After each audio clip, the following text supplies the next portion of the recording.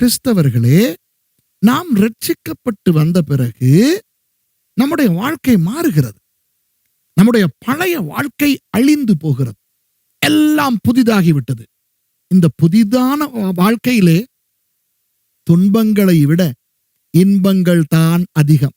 நான் ரட்சிக்கப்பட்டு 42 ஆண்டுகள் ஆகின்றன. நான் முழு நேர ஊழியக்காரனாகி 35 ஆண்டுகள் ஆகின்றன.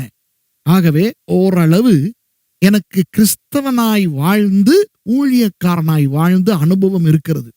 அந்த அனுபவத்திலே நான் சொல்லுகிறேன்,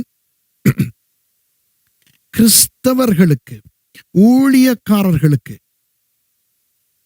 இன்பங்கள் தான் அதிகம் துன்பங்களை விட.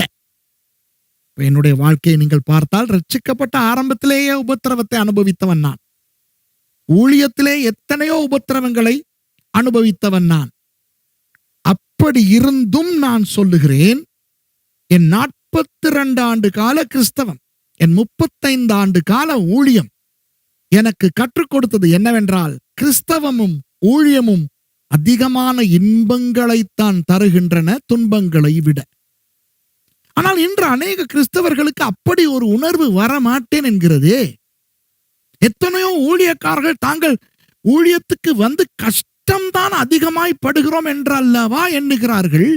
அநேக கிறிஸ்தவர்கள் ரட்சிக்கப்பட்டபடியினால் அதை இழந்தோம், இதை இழந்தோம் என்று இழப்புக்கள் நிறைய இருப்பது போல் அல்லவா நினைத்துக் கொண்டிருக்கிறார்கள். காரணம் என்ன? காரணம் என்ன? சாத்தானுடைய பொய்.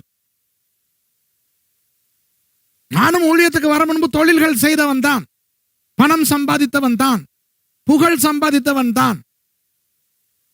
பிசாசு என்ன சொல்லுவான் என்றால், கிறிஸ்தவர்களே உங்களை பார்த்து, இப்போ நீங்கள் ரட்சிக்கப்பட்டு விட்டீர்களே, ஊழியக்காரர்களே உங்களை பார்த்து, இப்போ நீங்கள் ஊழியத்துக்கு வந்து விட்டீர்களே, இப்போ உங்களுக்கு இன்பமா இருக்க முடியாதோ?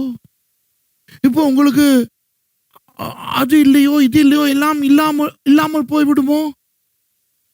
அந்த அந்த சௌபாக்கியம், சுகம், நிம்மதி அதெல்லாம் இல்லாமல் போய்விடுமோ என்று பொய்யான கேள்வியை நமது மூளைகளில் விதைக்கிறான். அப்போ என்ன நடக்கிறது தெரியுமா கிறிஸ்தவர்களே? நமது கவனம் தேவன் நமக்கு கொடுத்த இன்பங்களிலிருந்து திரும்பி நமது கிறிஸ்தவ வாழ்க்கையிலும் ஊழிய வாழ்க்கையிலும் இருக்கின்ற வேதனைகள், பாடுகள் பக்கம் கவனத்தை திருப்புகின்றது. வேதனை இல்லாத கிறிஸ்தவ வாழ்க்கை உண்டா? இல்லை. பாடுகள் இல்லாத கிறிஸ்தவ வாழ்க்கை உண்டா? இல்லை. பாடுகள், உபத்திரவங்கள், போராட்டங்கள் இல்லாத ஊழியம் இருக்கிறதா? இல்லை. ஆனால் ஏற்கனவே நான் சொன்னபடி அவை நமக்கு இருக்கின்ற இன்பங்களை விட குறைவு. ஆனால் அந்த குறைவுகளின் பக்கமே நம் கவனத்தை திருப்புகிறபடியினால் அந்த குறைவுகள் தான் அதிகமாக இருக்கிறது போல நமக்கு தென்படும். புரிகிறதா? ஆகவே பிசாசு நம்முடைய கவனத்தை இன்பங்களிலிருந்து துன்பங்களின் பக்கம் திருப்புகிறான்.